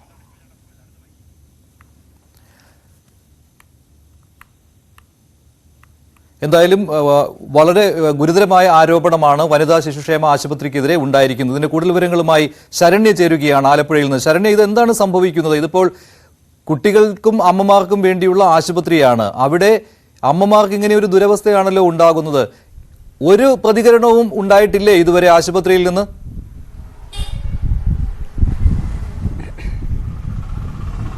മഞ്ജുഷ, ഇതിനകത്ത് ഏറ്റവും പ്രധാനപ്പെട്ട കാര്യം ആലപ്പുഴയിലെ മറ്റ് ആശുപത്രികളിൽ, അതായത് ഈ സർക്കാർ ആശുപത്രികൾ മാത്രമാണ് സാധാരണക്കാരായ ജനങ്ങൾക്ക് ആശ്രയിക്കാനുള്ളത്. സ്വകാര്യ മേഖലയിൽ പോലും നല്ല ചികിത്സയ്ക്ക് വേണ്ട ഒരു ആശുപത്രി ഇല്ലാത്ത ഒരു ജില്ലയാണ് ആലപ്പുഴ. അവിടെയാണ് ഇത്തരത്തിൽ വനിതാ ശിശു ആശുപത്രി അടക്കമുള്ള ബഹുഭൂരിപക്ഷം വരുന്ന സ്ത്രീകളും കുട്ടികളും ആശ്രയിക്കുന്ന വനിതാ ശിശു ആശുപത്രിയിലാണ് ഇത്തരം പ്രശ്നങ്ങൾ ഉടലെടുത്തുകൊണ്ടിരിക്കുന്നത്. അതിൽ ഏറ്റവും പ്രധാനപ്പെട്ട കാര്യം കഴിഞ്ഞ ഒരു മാസത്തിനിടയിലുണ്ടായ ഒരു മരണവും ഒരു മറ്റൊരു ചികിത്സ തേടിയ പ്രസവ ശസ്ത്രക്രിയയ്ക്കായി എത്തിയ യുവതി ഹൃദയ സംബന്ധമായി ഗുരുതരാവസ്ഥയിലേക്ക് പോയി എന്നുള്ളതുമാണ്. ഈ 2 കേസുകളും, അതായത് ആശയുടെയും ഒപ്പം തന്നെ ആശ എന്ന യുവതിയാണ് കഴിഞ്ഞ 19-ന് അവിടെ പ്രസവ നിർത്തൽ ശസ്ത്രക്രിയയുടെ ഭാഗമായി എത്തി പിന്നീട് ഹൃദയാഘാതമുണ്ടായി മരണപ്പെട്ടത്. അതിനുശേഷമാണ് അഞ്ജലി എന്ന 5 ദിവസത്തെ വ്യത്യാസത്തിലാണ് അഞ്ജലി എന്ന യുവതിക്കും പ്രസവ ശസ്ത്രക്രിയക്കിടയിൽ ഹൃദയ സംബന്ധമായ തകരാറുണ്ടാവുകയും പിന്നീട് ഗുരുതരാവസ്ഥയിലേക്ക് പോവുകയും ചെയ്തത്. ഈ 2 കുടുംബങ്ങളും പറയുന്ന പരാതി അത് അനസ്തേഷ്യ വിഭാഗത്തിനുണ്ടാകുന്ന പാളിച്ചയാണ് ഇത്തരത്തിൽ ഹൃദയ സംബന്ധമായ തകരാറിലേക്ക് ഈ ആളുകളെ എത്തിച്ചത് എന്നുള്ളതാണ്. അതിനിടയിൽ ഈ അനസ്തേഷ്യ വിഭാഗത്തെക്കുറിച്ച് അങ്ങനെ ഒരു ആരോപണം നടക്കുകയും ആ ആരോപണത്തിൽ ആരോഗ്യവകുപ്പ് അന്വേഷണം, ആശയുടെ മരണത്തിലടക്കം അന്വേഷണം നടത്തുകയും ചെയ്യുന്നതിനിടയിലാണ് നമ്മളിപ്പോൾ അടുത്ത കേസ് ഇന്നലെ റിപ്പോർട്ട് ചെയ്തത്. അതിന് പുറകെയാണ് ഇപ്പോൾ ഗുരുതരമായ കൈക്കൂലി ആരോപണം കൂടി ഈ അനസ്തേഷ്യ വിഭാഗം ഡോക്ടർക്കെതിരെ ഉണ്ടായിട്ടുള്ളത്. അനസ്തേഷ്യ വിഭാഗം ഡോക്ടർ സുഞ്ജിത്തിനെതിരെയാണ് ഇത്തരത്തിലൊരു ആരോപണം. ഈ മരിച്ച ആശയുടെ കുടുംബവും ഒപ്പം തന്നെ ഗുരുതരാവസ്ഥയിലായ അഞ്ജലിയുടെ ഭർത്താവും മറ്റ് ചില പരാതിക്കാരും നമ്മുടെ മുന്നിലേക്ക് വന്നിട്ടുള്ളത്. ഇതിൽ ഏറ്റവും പ്രധാനപ്പെട്ട കാര്യം ആശ മരിക്കുന്നതിന്, അതായത് ഈ ശസ്ത്രക്രിയയ്ക്ക് അത് സൗജന്യമായി സർക്കാർ പ്രസവം നിർത്തുന്ന ശസ്ത്രക്രിയ സർക്കാർ സൗജന്യമായി ചെയ്തു കൊടുക്കുന്നതാണ്. സർക്കാർ ഒരു പദ്ധതിയുടെ ഭാഗമായി ഒരു സർക്കാർ ആശുപത്രിയിൽ നടന്ന സർജറിക്കാണ് അതിന്റെ അനസ്തീഷ്യയ്ക്കാണ് 2000 രൂപ ആശയുടെ കയ്യിൽ നിന്ന് കൈക്കൂലി വാങ്ങുകയും പിറ്റേ ദിവസം ആശ ആ ശസ്ത്രക്രിയക്കിടയിൽ ഗുരുതരാവസ്ഥയിലേക്ക് പോയി മരണപ്പെടുകയും ചെയ്തിട്ടുള്ളത്. ശരിയാണ് ശരണ്യ, വളരെ ഗുരുതരമായ ആരോപണമാണ്. എന്തായാലും ഇതിന് മന്ത്രി തന്നെ മറുപടി പറയേണ്ടി വരും. കാരണം ഒരു സ്ത്രീ മരിച്ചു എന്നുള്ളതാണ്. അത് മാത്രമല്ല, കൈക്കൂലി കൊടുത്തു ആ സ്ത്രീ, അതിനുശേഷം ആ സ്ത്രീ മരിച്ചു, പിന്നെ കൈക്കൂലി ആവശ്യപ്പെട്ടു, ആ സ്ത്രീയുടെ ഭർത്താവ് കൈക്കൂലി കൊടുക്കുന്നു, ഇപ്പോൾ അതീവ ഗുരുതരാവസ്ഥയിൽ അതേ സ്ത്രീ തന്നെ വന്നിരിക്കുന്നു. ഇത് എന്താണ് സംഭവിക്കുന്നത് ആലപ്പുഴയിലെ വനിതാ ശിശുക്ഷേമ ആശുപത്രി എന്നുള്ള കാര്യം ഇതിൽ മന്ത്രി തന്നെ മറുപടി പറയേണ്ടതാണ്. മന്ത്രിയുടെ മറുപടി പ്രതീക്ഷിക്കുകയും ചെയ്യുകയാണ്. തുടരെയാണ് ഇത്തരം സംഭവങ്ങൾ ഉണ്ടായിക്കൊണ്ടിരിക്കുന്നത്. അടുത്ത വാർത്തയിലേക്ക്. വിദേശ സർവകലാശാലകൾ കേരളത്തിലേക്ക് കൊണ്ടുവരും, അവരുടെ ക്യാമ്പസുകൾ കേരളത്തിൽ കൊണ്ടുവരും എന്നുള്ള ബജറ്റിലെ പ്രഖ്യാപനം ഇപ്പോൾ തന്നെ CPM-നെ വളരെയധികം ആശയക്കുഴപ്പത്തിലാക്കിയിരിക്കുകയാണ്. SFI ഇക്കാര്യത്തിൽ പ്രതിഷേധം അറിയിച്ചിരുന്നു, പരാതി അറിയിച്ചിരുന്നു. ഇതിന് പിന്നാലെ ഇന്ന് CPM സംസ്ഥാന സെക്രട്ടറി മാധ്യമങ്ങളെ കണ്ടപ്പോൾ അങ്ങനെ ഒരു ആശയക്കുഴപ്പം ഇല്ല എന്നാണ് പറയുന്നത്. ബജറ്റ് പ്രഖ്യാപനം പിൻവലിക്കേണ്ടി വരുമോ എന്നുള്ള ചോദ്യമാണ് ഇപ്പോൾ ഉയരുന്നത്. ചർച്ചയില്ലാതെ പാർട്ടി നയം മാറ്റുകയായിരുന്നു. കേന്ദ്ര നേതൃത്വത്തിന് ഇക്കാര്യത്തിൽ കടുത്ത അതൃപ്തിയുണ്ട്. വിദേശ സർവകലാശാലകളെ കുറിച്ചുള്ള പ്രഖ്യാപനം അത് CPI-യും CPI-യുടെ വിദ്യാർത്ഥി സംഘടനയും എതിർപ്പ് അറിയിച്ചിട്ടുണ്ട്. അതുകൊണ്ട് തന്നെ ബജറ്റ് പ്രഖ്യാപനം പിൻവലിക്കേണ്ടി വരുമോ? പക്ഷേ പ്രഖ്യാപനം പിൻവലിക്കുവാനുള്ള സാധ്യത ഇപ്പോൾ MV ഗോവിന്ദന്റെ പ്രതികരണത്തിൽ കാണുന്നുമില്ല. കൂടുതൽ വിവരങ്ങൾ നൽകുന്നതിന് വേണ്ടി TG സജിത്ത് ഉണ്ട് ന്യൂസ് ഡെസ്കിൽ നിന്ന്. സജിത്ത്, ഇത് പാർട്ടി നയം അല്ലെങ്കിൽ ഈ ബജറ്റ് പ്രസംഗത്തിനിടയിൽ ഇതിൽ ചില തിരുത്തലുകൾ ധനമന്ത്രി വരുത്തുവാൻ സാധ്യതയുണ്ട്. പക്ഷേ MV ഗോവിന്ദൻ പറയുമ്പോഴും ആശയക്കുഴപ്പമാണല്ലോ. സ്വകാര്യ നിക്ഷേപവും വിദേശ സർവകലാശാലകളും ഇത് തമ്മിൽ കൂട്ടിക്കുഴയ്ക്കുകയാണോ ഇപ്പോൾ വിശദീകരണത്തിൽ CPM ചെയ്യുന്നത്? രണ്ടും രണ്ടാണല്ലോ. വിദേശ സർവകലാശാലകളെ ഒരിക്കലും CPM സ്വാഗതം ചെയ്യുന്നില്ലല്ലോ രാജ്യത്തേക്ക് തന്നെ. മാത്രമല്ല എതിർക്കുകയും ചെയ്യുന്നുണ്ട്. പിന്നെ എങ്ങനെ അംഗീകരിക്കാൻ കഴിയും? മഞ്ജുഷ്, അതുതന്നെയാണ് CPM-നെ കുഴയ്ക്കുന്ന വിഷയവും. എന്തായാലും ഈ ബജറ്റ് പ്രഖ്യാപനം CPM-നകത്ത് ഒരു ആശയക്കുഴപ്പത്തിന് ഇടവച്ചിരിക്കുന്നു എന്ന കാര്യത്തിൽ തർക്കമില്ല. ഇടതു കേന്ദ്രങ്ങൾ തന്നെ പൊതുവിൽ ഇക്കാര്യത്തിൽ എന്തു നിലപാടെടുക്കണം എന്ന കാര്യത്തിൽ വലിയ ആശയക്കുഴപ്പമുണ്ട്. കൃത്യമായ തെളിവായി തന്നെ നമുക്ക് ചൂണ്ടിക്കാട്ടാൻ കഴിയും. അതായത് എൻ്റെ കയ്യിലിരിക്കുന്നത് 2023 കഴിഞ്ഞ വർഷം ജനുവരിയിൽ CPM പോളിറ്റ് ബ്യൂറോ പുറത്തിറക്കിയ വാർത്താക്കുറിപ്പാണ്. ഈ വാർത്താക്കുറിപ്പിൽ കേന്ദ്ര സർക്കാർ UGCയുടെ പുതിയ മാർഗനിർദ്ദേശപ്രകാരം വിദേശ സർവകലാശാലകളെ രാജ്യത്തേക്ക് സ്വാഗതം ചെയ്തുകൊണ്ടുള്ള തീരുമാനത്തിൽ അന്ന് CPM നേതൃത്വം പുറത്തിറക്കിയ വാർത്താക്കുറിപ്പാണിത്. ഈ വാർത്താക്കുറിപ്പിൽ വളരെ വ്യക്തമായി തന്നെ CPM പറയുന്നുണ്ട്, ഈ തീരുമാനം രാജ്യത്തിൻ്റെ വിദ്യാഭ്യാസ മേഖലയ്ക്ക് അങ്ങേയറ്റം പ്രത്യാഘാതമുണ്ടാക്കും. CPM ശക്തമായി ഈ തീരുമാനത്തെ എതിർക്കുന്നു. കോർപ്പറേറ്റുകൾക്ക് ഈ വിദ്യാഭ്യാസ രംഗത്തേക്ക് കടന്നു വരുന്നതിന് അവസരമൊരുക്കും. ഇത് സാധാരണക്കാർക്ക് വിദ്യാഭ്യാസം നിഷേധിക്കുമെന്നടക്കമുള്ള കാര്യങ്ങൾ പറഞ്ഞുകൊണ്ടുള്ള വിശദമായ വാർത്താക്കുറിപ്പാണ്. ഇക്കാര്യത്തിൽ സംശയമില്ലല്ലോ. ഇതിപ്പോൾ ബജറ്റിൽ കൃത്യമായിട്ട് പറയുന്നുണ്ട്, വിദേശ സർവകലാശാലകളുടെ ക്യാമ്പസുകൾ കേരളത്തിൽ തുടങ്ങുന്നതിന് വേണ്ടി അത് ഏകജാലകം വഴി അനുമതി കൊടുക്കും, അതിനുള്ള തടസ്സങ്ങളെല്ലാം നീക്കിക്കൊണ്ടായിരിക്കും എന്നുള്ളതാണല്ലോ അതുകൊണ്ട് ഉദ്ദേശിക്കുന്നത്. പിന്നെ സുതാര്യത എന്ന വാക്കുകൂടി അതിൽ ഉൾപ്പെടുത്തിയിട്ടുണ്ട്. ഇതിപ്പോൾ വിദേശ സർവകലാശാലകളെ വേണ്ട എന്നുള്ള കാര്യത്തിൽ PB ഒരു തീരുമാനമെടുക്കുമ്പോൾ അത് സ്വാഭാവികമായിട്ടും വരാൻ പാടില്ലാത്തതാണല്ലോ ബജറ്റ് പ്രസംഗത്തിൽ. അപ്പോൾ ഇതിനെ ഈ ന്യായീകരിക്കുമ്പോൾ എന്താണ് അതിൽ വൈരുദ്ധ്യം കാണുന്നത്? ഇപ്പോൾ പാർട്ടി സെക്രട്ടറിയും ഇത് ന്യായീകരിച്ച് പറയുമ്പോൾ അദ്ദേഹം ഈ സ്വകാര്യ സർവകലാശാലകളെയും സ്വകാര്യ നിക്ഷേപത്തെയും കുറിച്ച് മാത്രമാണോ ഈ പറയുന്നത് കുഴപ്പമില്ല എന്ന്? ഇക്കാര്യത്തിൽ ആശയക്കുഴപ്പം രണ്ട് തരത്തിലാണുള്ളത്. അതായത് ഇന്നലെ ധനമന്ത്രി നമുക്ക് നൽകിയ അഭിമുഖത്തിലടക്കം വിശദീകരിച്ചത് ഈ ബജറ്റ് പ്രഖ്യാപനത്തിൽ നയം മാറ്റമില്ല, പിന്നോട്ട് പോക്കില്ല, പഴയ നിലപാടിൽ നിന്നുള്ള മാറ്റമില്ല, ഇക്കാര്യത്തിൽ ആശയക്കുഴപ്പമില്ല എന്ന കാര്യമാണ് ധനമന്ത്രി വിശദീകരിക്കാൻ ശ്രമിക്കുന്നത്. പക്ഷേ ധനമന്ത്രിക്ക് സ്വന്തം സംഘടനയുടെ വിദ്യാർത്ഥി സംഘടനകളെയും CPI-യുടെ വിദ്യാർത്ഥി സംഘടനകളെ ഒന്നും വിശ്വാസത്തിലെടുക്കാൻ കഴിഞ്ഞിട്ടില്ല എന്നതാണ് സാഹചര്യം. നമുക്കറിയാം SFI-യും ASF-ഉം ഒക്കെ ഈ വിഷയത്തിൽ എടുത്തിരിക്കുന്ന നിലപാട് ഇത് അംഗീകരിക്കാനാവില്ല, ഇത് പിൻവലിക്കണമെന്ന് പറയുന്നുണ്ട്. ഒരു കാര്യം കൂടിയുള്ളത്, സംസ്ഥാനത്തെ CPM നേതൃത്വം പ്രത്യേകിച്ച് മുഖ്യമന്ത്രി പിണറായി വിജയൻ നേരത്തെ അവതരിപ്പിച്ച ഒരു കരട് രേഖയിൽ തന്നെ വിദേശ നിക്ഷേപം ഈ വിദ്യാഭ്യാസ രംഗത്തേക്ക് കൊണ്ടുവരുന്നതും അതിൽ സംസ്ഥാനത്തെ CPM നേതൃത്വം അനുകൂലമാണ് എന്നൊരു നിലപാടെടുത്തതാണ്. പക്ഷേ ഈ നിലപാട് CPM-ന്റെ കേന്ദ്ര നേതൃത്വത്തിന് അത്ര ഉൾക്കൊള്ളാനായിട്ടില്ല. അങ്ങനെ ഒരു തീരുമാനം പൊതുവിൽ അത് അംഗീകരിക്കപ്പെട്ടിട്ടില്ല. അതാണ് PB-യുടെ അടക്കമുള്ള വാർത്താക്കുറിപ്പിലും വ്യക്തമാവുന്ന കാര്യം. പ്രത്യേകിച്ച് ഈ ബജറ്റ് പ്രഖ്യാപനത്തിലെ ഒരു കാര്യം നമുക്ക് പ്രത്യേകം പരാമർശിക്കേണ്ടതുണ്ട്. വിദേശ സർവകലാശാലകളെ ഇന്ത്യയിലേക്ക് കൊണ്ടുവരാൻ, അതായത് കേരളത്തിലേക്ക് അവരുടെ ക്യാമ്പസുകൾ ആരംഭിക്കാനുള്ള പദ്ധതി ഒരുക്കും. അത് UGC മാനദണ്ഡങ്ങൾ പാലിച്ചുകൊണ്ടാവും എന്ന കാര്യം വളരെ വ്യക്തമായി പറയുന്നുണ്ട്. അതായത് നേരത്തെ കേന്ദ്ര സർക്കാർ പുതിയ മാർഗനിർദ്ദേശപ്രകാരം വിദേശ സർവകലാശാലയ്ക്ക് രാജ്യത്തേക്ക് കടന്നുവരവിന് അനുമതി നൽകിയതിനോട് ചേർന്ന് പോകുന്ന തീരുമാനമാണ് സംസ്ഥാന ബജറ്റിൽ പ്രഖ്യാപിക്കപ്പെട്ടത്.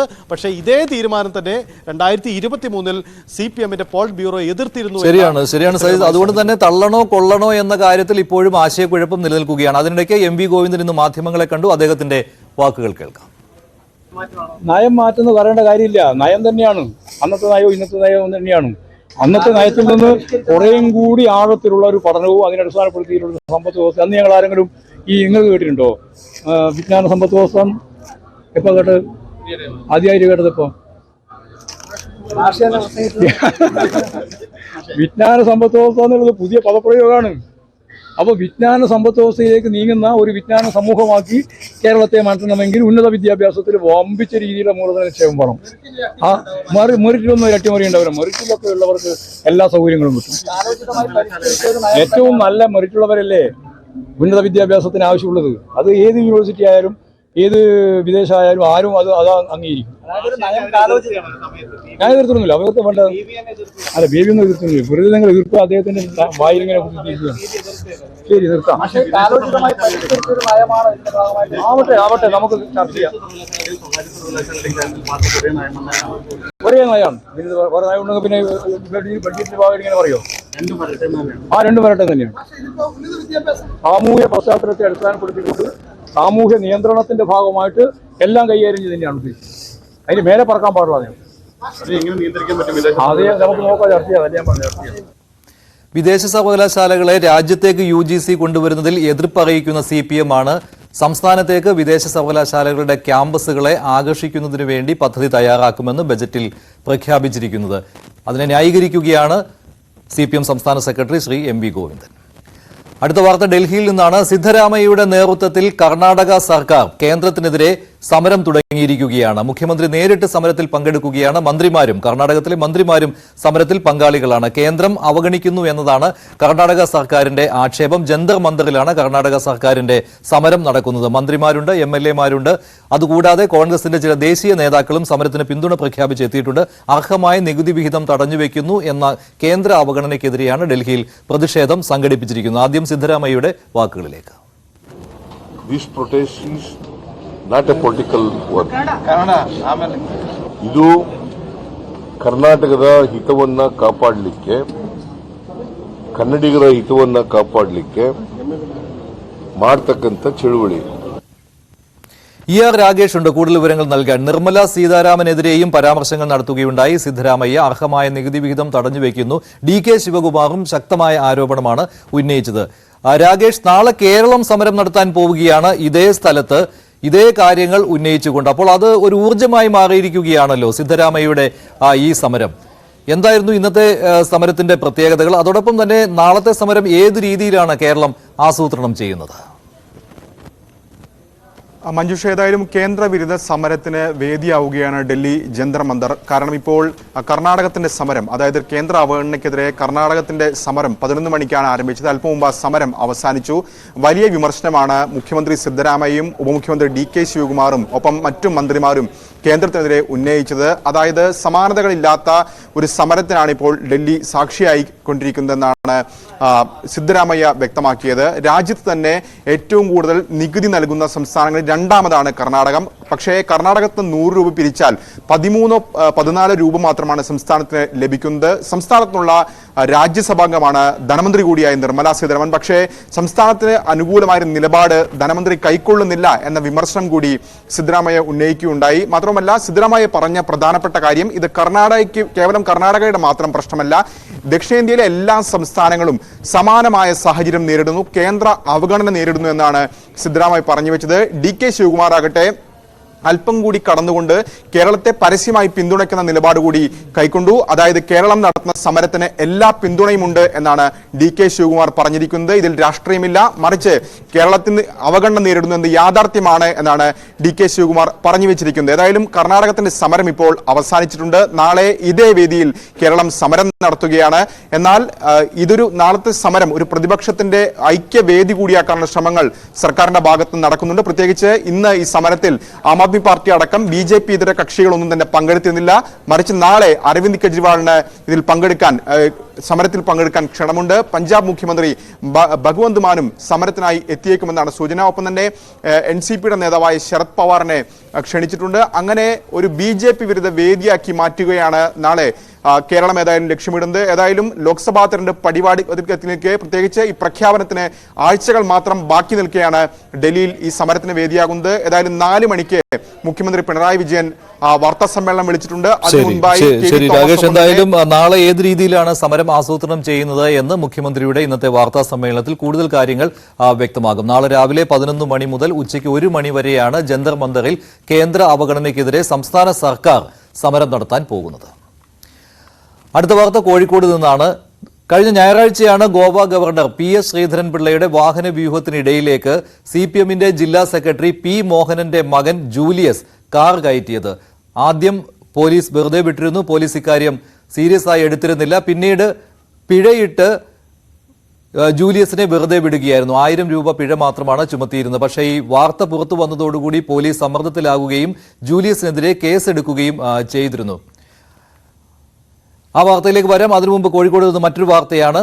ഗോഡ്സെ അനുകൂല കമന്റിട്ട കോഴിക്കോട് NIT പ്രൊഫസറായ ഷൈജ ആണ്ടവനെതിരെ DYFIയുടെ നേതൃത്വത്തിൽ പ്രതിഷേധം ഇന്ന് ഉണ്ടായി. അതിന്റെ ദൃശ്യങ്ങളാണ് കാണുന്നത്. ക്യാമ്പസിന് സമീപം മാർച്ച് പോലീസ് തടയുകയായിരുന്നു.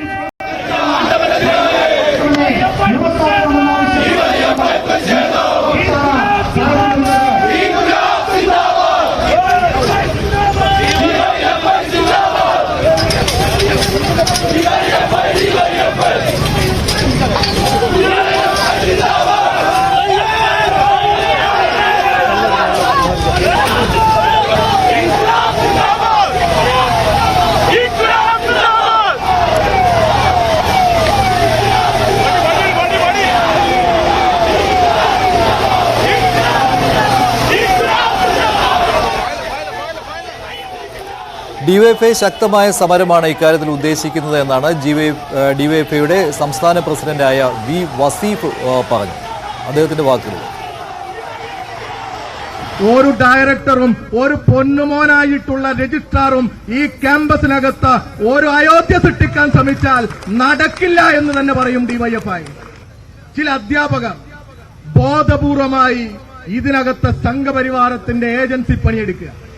ഏതാണ്ടവൻ ഇതിനകത്തുണ്ടെങ്കിലും ആ ആണ്ടവനോട് പറയാനുള്ളത്, ഇവിടെ പുറത്ത് സംഘപരിവാരത്തെ ജീവൻ കൊടുത്ത് ചെറുത്തു തോൽപ്പിക്കാൻ കെൽപ്പുള്ള ഒരു പ്രസ്ഥാനമുണ്ട്. ആ പ്രസ്ഥാനത്തിന്റെ കരുത്തിന്റെ മുമ്പിൽ ഒരാണ്ടവനും പിടിച്ചു നിൽക്കാൻ സാധിക്കില്ല. അത്തരത്തിലുള്ള വലിയ പ്രതിഷേധവുമായി DYFI വരും. കോഴിക്കോട് NIT പ്രൊഫസർക്കെതിരെയാണ് DYFI പ്രതിഷേധം സംഘടിപ്പിച്ചിരിക്കുന്നത്. കോഴിക്കോട് നിന്നുള്ള നേരത്തെ പറഞ്ഞ വാർത്ത, ഗോവ ഗവർണർ PS ശ്രീധരൻപിള്ളയുടെ വാഹന വ്യൂഹത്തിനിടയിലേക്ക് കാർ ഇടിച്ചു കയറ്റിയ ജൂലിയസ് P മോഹനന്റെ മകൻ ജൂലിയസിനെതിരെ കേസ് അത് നിലനിൽക്കില്ല എന്ന രീതിയിലാണ് ഇപ്പോൾ പോലീസ് പറയുന്നത്. അതേസമയം ചീഫ് സെക്രട്ടറിക്ക് പരാതി നൽകുവാനാണ് ഗോവ രാജ്ഭവന്റെ തീരുമാനം. കൂടുതൽ വിവരങ്ങൾ നൽകുന്നതിന് വേണ്ടി MS അനീഷ് കുമാർ ചേരുകയാണ് കോഴിക്കോട് നിന്ന്. അനീഷ്, എന്തായാലും പോലീസ് ഇപ്പോഴും തലോടുകയാണല്ലോ ജൂലിയസിനെ. അതൊരു വലിയ സംഭവമല്ല എന്ന രീതിയിലാണല്ലോ പോലീസ് പറയുന്നത്. ഇന്ന് ഗോവ രാജ്ഭവനിൽ നിന്ന് ചീഫ് സെക്രട്ടറിക്ക് ഒരു പരാതി വരുവാനുള്ള സാധ്യത കാണുന്നുണ്ടോ?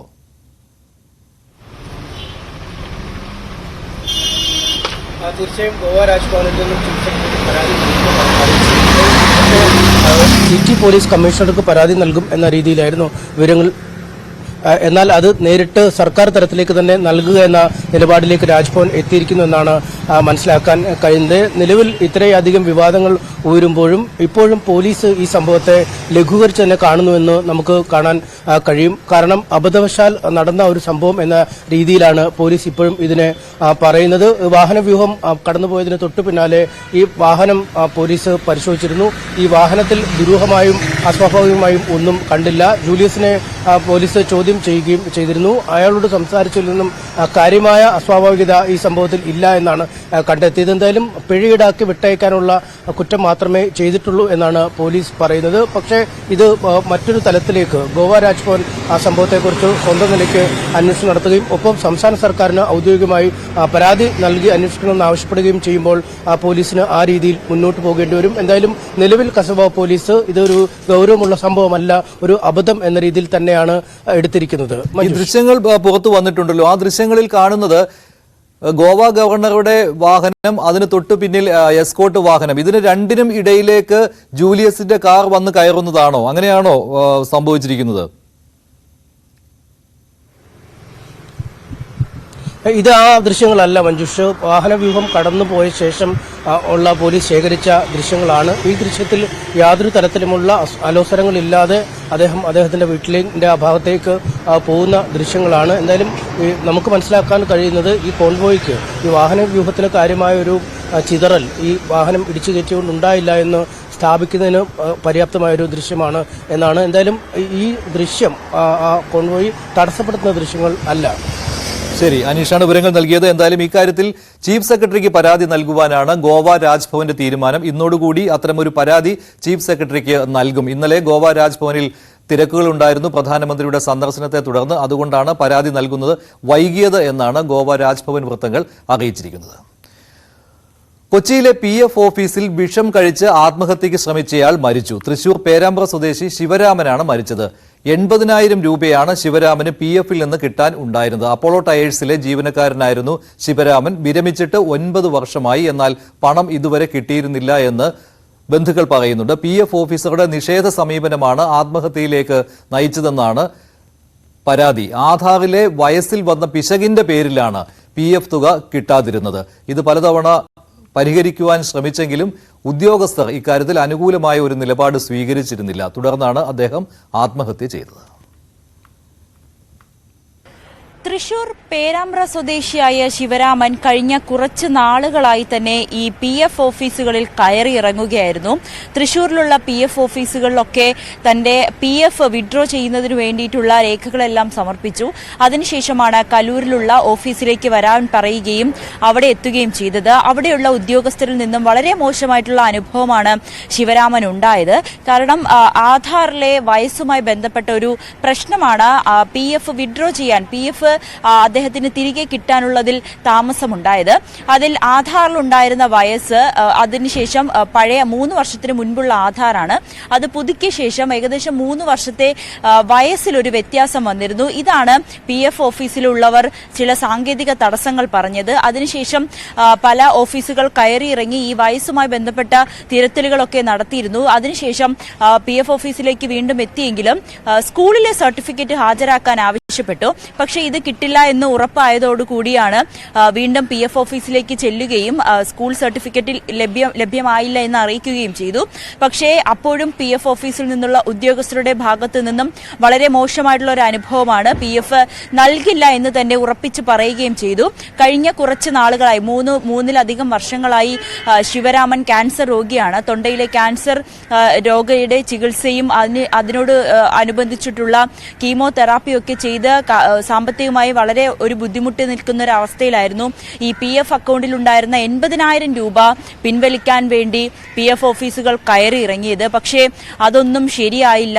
അതിനെ മനം നൊന്താണ് കഴിഞ്ഞ ദിവസം ഇന്നലെ ഉച്ചയ്ക്ക് 1 മണിയോടുകൂടി PF ഓഫീസിലേക്ക് ചെല്ലുകയും അവസാനമായി ഇനിയും എങ്കിലും PF ലഭിക്കുമോ എന്ന് ആവശ്യപ്പെടുകയും ചെയ്തു. പക്ഷേ അപ്പോഴും വളരെ നിരാശയായിട്ടുള്ളൊരു പ്രതികരണമാണ് PF ഓഫീസിൽ നിന്നും ലഭിച്ചത്. ഇതിനെ തുടർന്നാണ് PF ഓഫീസിലെ ബാത്റൂമിൽ കയറി വിഷം കുടിക്കുന്നത്. ആ സമയത്ത് തന്നെ ഈ മോശം അവസ്ഥയിൽ കണ്ടെത്തി ശിവരാമനെ കണ്ടെത്തുകയും ഉടൻ തന്നെ അവിടെയുള്ളവർ എറണാകുളത്തെ ആസ്റ്റർ മെഡിസിറ്റിയിലേക്ക് കൊണ്ടുവന്നു. ഇന്നലെ കൊണ്ടുവന്നു ഇവിടെ ചികിത്സയിലാണോ. ഇന്ന് പുലർച്ചെ 5 മണിയോടുകൂടിയാണ് ശിവരാമന്റെ മരണം സ്ഥിരീകരിച്ചത്. എന്തായാലും മകനടക്കം പറയുന്നത് PF ഉദ്യോഗസ്ഥർക്കെതിരെയാണ്. അവർ നിരന്തരം ഈ ഒരു ആവശ്യത്തിന് അച്ഛൻ ഓഫീസുകളിൽ കയറി ഇറങ്ങുന്നുണ്ടായിരുന്നു. പക്ഷെ അവരുടെ ഒരു സാങ്കേതിക തടസ്സം പറയുന്നതും അത് ഇവർ മനഃപൂർവ്വം ഇവരുടെ PF പിടിച്ചു വെക്കുന്ന ഒരു രീതിയിലേക്ക് പോവുകയും ചെയ്തു. ഇതിന് മനംനൊന്താണ് അച്ഛൻ ആത്മഹത്യ ചെയ്തതെന്ന് മകൻ രതീഷ് പറയുന്നു. അപ്പോൾ ഇതിന്റെ അക്കൗണ്ട് ഡെഡായിട്ട് എടുക്കായിരുന്നു. അപ്പോൾ അത് നമ്മൾ ഡെഡായി മാറ്റി എല്ലാം ശരിയായി കഴിഞ്ഞപ്പോൾ അവർ പറഞ്ഞു ആധാറിലെ ഇതുണ്ട് തിരുത്തണം എന്ന് പറഞ്ഞു. അല്ലെങ്കിൽ പുതിയ ആധാർ എടുക്കുക, അല്ലെങ്കിൽ സ്കൂൾ സർട്ടിഫിക്കറ്റ് കൊണ്ടുവരിക. ഈ ഒരു സാധനം കിട്ടാൻ പറ്റാണ്ടായി ഇപ്പോൾ ഉള്ള വിഷമത്തിലാണ്. ഉദ്യോഗസ്ഥൻ്റെ പേര് അച്ഛൻ പറഞ്ഞിട്ടില്ല. പക്ഷേ ഒരു ഉദ്യോഗസ്ഥൻ്റെ പറയാറുണ്ട്. അവിടുത്തെ ഹെഡ് ആയിട്ടുള്ള ആള് സമ്മതിച്ചില്ല എന്നുള്ള കേസ് അച്ഛൻ പറയാറുണ്ട്. അമ്മാൻ്റെ വിഷമമുണ്ടായിരുന്നു. ഇല്ല, കാരണം ആള് മരുന്നും അങ്ങനെ ചെയ്യുന്നുള്ള പ്രതീക്ഷ ഞങ്ങൾക്കില്ല. കാരണം ആള് മരുന്നും കാര്യങ്ങളൊക്കെ ചെക്കപ്പും ഒക്കെ ക്യാൻസറിൻ്റെ ഒക്കെ കൃത്യമായിട്ട് ചെയ്യുന്ന ആളാണ്. അപ്പോൾ ഇങ്ങനെ ഒരു കാര്യം ചെയ്യുന്നുള്ള പ്രതീക്ഷ നമുക്കില്ല. ഇപ്പം നമ്മൾ രാവിലെ സ്റ്റേഷനിൽ പോയിണ്ടായിരുന്നു. ഇനി ഇവിടേക്ക് ഇൻക്വസ്റ്റിനുള്ള വന്നിട്ടില്ല. ബാക്കിയുള്ള കാര്യങ്ങൾ പിന്നെ ആലോചിച്ച് തീരുമാനിക്കും. പേരാമ്പ്രയിലെ അപ്പോളോ ടയേഴ്സിലെ കരാർ ജീവനക്കാരനായിരുന്നു ശിവരാമൻ. 9 വർഷമായി റിട്ടയർ ആയതിന് വിരമിച്ചു. അതിനുശേഷമായിരുന്നു ഈ ഒരു അസുഖവും പിന്നീടുള്ള ചികിത്സാ ചിലവുമൊക്കെ കൂടിയത്. ഇതിനെ തുടർന്നായിരുന്നു PF തിരിച്ച് വിഡ്രോ ചെയ്യുന്നതിന് വേണ്ടിയിട്ടുള്ള നടപടിക്രമങ്ങളൊക്കെ നടത്തിയത്. പക്ഷെ അത് കിട്ടാതായതോടുകൂടിയാണ് ഇത്തരത്തിലൊരു ഒരു കടും കൈ അദ്ദേഹം ചെയ്തത്. എന്തായാലും കുടുംബം ഈ പ്രതിഷേധവുമായി മുന്നോട്ട് പോകാൻ തന്നെയാണ് തീരുമാനിച്ചിരിക്കുന്നത്. തൃശൂരിലും PF ഓഫീസിലും അടക്കം പ്രതിഷേധം നടത്തുക എന്നുള്ള ഉറച്ച തീരുമാനത്തിൽ തന്നെയാണ്. അതോടൊപ്പം തന്നെ സൗത്ത് പോലീസ് സ്റ്റേഷനിലേക്ക് ഈ വിവരം അറിയിക്കുകയും ചെയ്തു. പോലീസ് ഉദ്യോഗസ്ഥരെത്തി ഇൻക്വസ്റ്റ് നടപടികൾ പൂർത്തിയാക്കിയ ശേഷം മൃതദേഹം ബന്ധുക്കൾക്ക് വിട്ടു നൽകി. എന്തായാലും പോലീസും ഇത് സംബന്ധിച്ച് കേസെടുത്തിട്ടുണ്ട്. ഉടൻ തന്നെ PF ഓഫീസിലെത്തി ഉദ്യോഗസ്ഥരുമായി സംസാരിക്കും. ഇതിന്റെ സത്യാവസ്ഥ അറിയുന്നതിനും ഈ കേസുമായി ബന്ധപ്പെട്ട കാര്യങ്ങളിലേക്കൊക്കെ പോലീസും കടന്നിരിക്കുകയാണ്. എന്തായാലും പ്രതിഷേധവുമായി മുന്നോട്ട് പോകാൻ തന്നെയാണ് കുടുംബത്തിന്റെ തീരുമാനം. അച്ഛന്റെ PF തുക കിട്ടണമെന്നുള്ളൊരു നിലപാടിൽ തന്നെയാണ് അവരും ഉറച്ചു നിൽക്കുന്നത്. വളരെ പ്രധാനപ്പെട്ട ഒരു വാർത്തയിലേക്ക് വരികയാണ്. SFIOയുടെ അന്വേഷണം കൊച്ചിയിൽ നിന്ന് തിരുവനന്തപുരത്തേക്കും എത്തിയിരിക്കുകയാണ്. സീരിയസ് ഫ്രോഡ് ഇൻവെസ്റ്റിഗേഷൻ ഓഫീസറായ അരുൺ പ്രസാദ് തിരുവനന്തപുരത്ത് എത്തിയിരിക്കുകയാണ്. അദ്ദേഹത്തിന്റെ നേതൃത്വത്തിലുള്ള സംഘം ഇപ്പോൾ പരിശോധന നടത്തുന്നത് KSIDCയിലാണ്. കേരള സ്റ്റേറ്റ് ഇൻഡസ്ട്രിയൽ ഡെവലപ്മെന്റ് കോർപ്പറേഷനിലാണ് പരിശോധന നടത്തുന്നത്. മുഖ്യമന്ത്രിയുടെ മകൾ വീണ വിജയന്റെ എക്സാലോജി കമ്പനിയും CMRLുമായുള്ള ഇടപാടിന്റെ നിജസ്ഥിതികൾ അറിയുന്നതിന് വേണ്ടിയാണ് KSIDCയിലും. KSIDCക്ക് ഓഹരി പങ്കാളിത്തം ഉള്ളതാണ് CMRLിൽ. ഇതിന്റെ കൂടി അടിസ്ഥാനത്തിലാണ് ഇപ്പോൾ തലസ്ഥാനത്തെ KSIDCയിൽ പരിശോധന നടത്തുന്നത്. കൂടുതൽ വിവരങ്ങളുമായി VV അരുൺ ചേരുകയാണ്. അരുൺ, ഇപ്പോൾ നിൽക്കുന്നത് KSIDC ആസ്ഥാനത്തിന് മുന്നിലാണല്ലോ. എന്തൊക്കെയാണ് വിവരം? അരുൺ പ്രസാദ് നേരിട്ടാണോ ഈ പരിശോധനയ്ക്ക് നേതൃത്വം നൽകുന്നത്?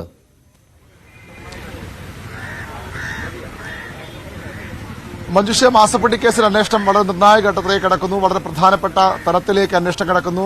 കേരള സംസ്ഥാന വ്യവസായ വികസന കോർപ്പറേഷൻ ലിമിറ്റഡിന്റെ കോർപ്പറേറ്റ് ഓഫീസാണ്. ഇവിടെ ക്ലിഫ് ഹൌസിന് ഏകദേശം 1 കിലോമീറ്ററിന് അകലെയുള്ള KSIDC ആസ്ഥാനത്താണ് ഇപ്പോൾ സീരിയസ് ഫ്രോഡ് ഇൻവെസ്റ്റിഗേറ്റിംഗ് ഓഫീസർ അന്വേഷണ സംഘം ഇവിടെ എത്തിയിട്ടുള്ളത്. ഡെപ്യൂട്ടി ഡയറക്ടർ അരുൺ പ്രസാദിനുള്ള 4-അംഗ സംഘമാണ് ഇവിടെ അല്പസമയം മുമ്പ് അന്വേഷണത്തെത്തിയത്. CMRലെ പരിശോധനകൾക്ക് ശേഷമാണ് സംഘം ഇവിടേക്ക് എത്തിയത്. അതായത് അവിടെ നിന്ന് ലഭിച്ച തെളിവുകളുടെ അടിസ്ഥാനത്തിലാകും ഈ KSIDC ആസ്ഥാനത്തേക്ക് അന്വേഷണ സംഘം എത്തിയതെന്ന് തന്നെ മനസ്സിലാക്കണം. ഇപ്പോൾ 4 അംഗ ഉദ്യോഗസ്ഥ സംഘമാണ്, അരുൺ പ്രസാദ് നേതൃത്വത്തിലുള്ള 4-അംഗ ഉദ്യോഗസ്ഥ സംഘമാണ് ഇപ്പോൾ KSIDC ആസ്ഥാനത്ത് ഉള്ളത്. ഇവിടെ നിന്ന് ഇതുമായി ബന്ധപ്പെട്ട CMRൽ ഓഹരി പങ്കാളിത്തമുള്ള സ്ഥാപനമാണ്, പൊതുമേഖലാ സ്ഥാപനമാണ് KSIDC. അവിടെയാണ് ഇതുമായി ബന്ധപ്പെട്ട നിർണായകമായ പരിശോധനകൾ ഇപ്പോൾ നടക്കുന്നത്. വളരെ പ്രധാനപ്പെട്ട പരിശോധന എന്ന് പറയേണ്ടി വരും. കാരണം മാസപ്പടി വിവാദത്തിലുമായി ബന്ധപ്പെട്ട തുടർ അന്വേഷണങ്ങളിൽ വളരെ പ്രധാനപ്പെട്ട ഒരു നടപടിക്രമമായി ഈ ഒരു പരിശോധന മാറുമെന്ന് ഉറപ്പാണ്. കാരണം വളരെ പ്രധാനപ്പെട്ട തെളിവുകൾ ശേഖരിക്കണം. CMRൽ ഇതുമായി ബന്ധപ്പെട്ട തെളിവുകൾ നേരത്തെ തന്നെ അന്വേഷണ സംഘം ശേഖരിച്ചിരുന്നു. അതിന്റെ ഭാഗമായുള്ള തുടർച്ചയായുള്ള അന്വേഷണമാണ് ഇപ്പോൾ ഈ KSIDC. അരുൺ, വളരെ നിർണായകമായ ഒരു ഘട്ടത്തിൽ എത്തി നിൽക്കുന്നു എന്ന കാര്യം ഉറപ്പാണല്ലോ. കാരണം KSIDCക്ക് 14% ഓഹരി പങ്കാളിത്തമുള്ളതാണ് CMRലിൽ. അതുകൊണ്ട് തന്നെ KSIDCയുടെ ഡയറക്ടർമാർ അറിയാതെ എക്സാലോജിക്കുമായിട്ട് ഇങ്ങനെ ഒരു ഇടപാട് നടന്നിട്ടുണ്ടെങ്കിൽ അത് എന്തുകൊണ്ട് അങ്ങനെ നടന്നു തുടങ്ങിയ കാര്യങ്ങളൊക്കെ ഈ അന്വേഷണത്തിൽ വരികയാണല്ലോ. ക്ലിഫ് ഹൌസിൽ നിന്ന് 1 കിലോമീറ്റർ മാത്രം അകലെ KSIDC. അടുത്തത് ക്ലിഫ് ഹൌസിലേക്കാകുമോ അന്വേഷണം?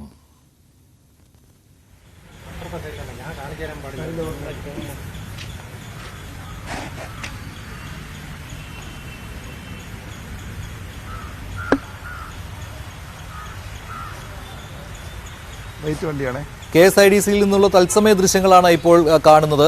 VV അരുണാണ് വിവരങ്ങൾ നൽകിക്കൊണ്ടിരിക്കുന്നത്. KSIDC ആസ്ഥാനത്താണ് ഇപ്പോൾ സീരിയസ് ഫ്രോഡ് ഇൻവെസ്റ്റിഗേറ്റീവ് ഓഫീസർ അന്വേഷണം നടത്തുന്നത്. ഡെപ്യൂട്ടി ഡയറക്ടർ അരുൺ പ്രസാദിന്റെ നേതൃത്വത്തിലുള്ള സംഘമാണ് അന്വേഷണം നടത്തുന്നത്.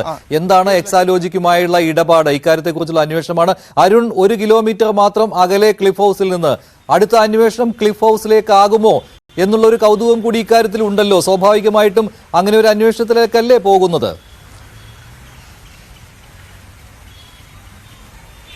തീർച്ചയായും അത്തരം അന്വേഷണം ഉണ്ടാകും. ക്ലിഫ് ഹൗസിൽ എന്ന് നമുക്ക് പൂർണ്ണമായി പറയാൻ കഴിയില്ലെങ്കിൽ പോലും വീണ വിജയന്റെ മൊഴിയെടുപ്പ് ഇതുമായി ബന്ധപ്പെട്ട് വളരെ നിർണായകമായി തീരും. കാരണം വീണ വിജയന്റെ കമ്പനിക്കാണ് എക്സാലോജിക്കിനാണ് ഇത്തരം ചെയ്യാത്ത സേവനത്തിന് പണം കൈപ്പറ്റി പ്രതിഫലം കൈപ്പറ്റി എന്ന ആരോപണമുള്ളത്. സ്വാഭാവികമായും വീണ വിജയന്റെ മൊഴി അവരുടെ ഓഫീസ് സ്വാഭാവികമായും ബംഗളൂരുവിലാണ്. പക്ഷേ ആദ്യം കമ്പനി രജിസ്റ്റർ ചെയ്തിരിക്കുന്നത് AKG ഫ്ളാറ്റിന്റെ വിലാസത്തിലാണ്. സ്വാഭാവികം അതുകൊണ്ട് തന്നെ അന്വേഷണം വീണ വിജയനിലേക്ക് എത്തുമെന്ന് ഉറപ്പാണ്. അതാണ് ഞാൻ നേരത്തെ സൂചിപ്പിച്ചത്. ക്ലിഫ് ഹൗസിൽ നിന്ന് ഏതാനും മീറ്ററുകൾ മാത്രം, കഷ്ടിച്ച് 1 കിലോമീറ്ററെങ്കിലും, പരമാവധി 1 കിലോമീറ്ററാണ് ഇവിടെ നിന്ന് അകലമുള്ളത്. അത്ര അടുത്തേക്ക് അന്വേഷണം എത്തുന്നു. ഇനി അതിന് വൈകൽ ഉണ്ടാവുകയില്ല എന്നാണല്ലോ ഇന്നലെ കൊച്ചിയിൽ ഇന്നലെയും മിനിയാന്നുമായിട്ട് കൊച്ചിയിൽ അന്വേഷണം നടന്നപ്പോൾ തന്നെ നമ്മൾ ഈ ചോദ്യം ഉന്നയിച്ചിരുന്നു. അടുത്ത അന്വേഷണം തലസ്ഥാനത്തേക്കായിരിക്കുമോ? ഈ വിലാസം AKG സെന്റർ വിലാസമായിരുന്നത് കൊണ്ട് തന്നെ AKG സെന്ററിലേക്ക് എത്തുമോ എക്സാലോജിക്കിന്റെ ഇടപാടുകൾ പരിശോധിക്കാനെന്ന്? അപ്പോൾ ഇനി തുടർ പരിശോധനകളായിരിക്കുമല്ലോ സ്വാഭാവികമായിട്ടും നടക്കാൻ പോകുന്നത്.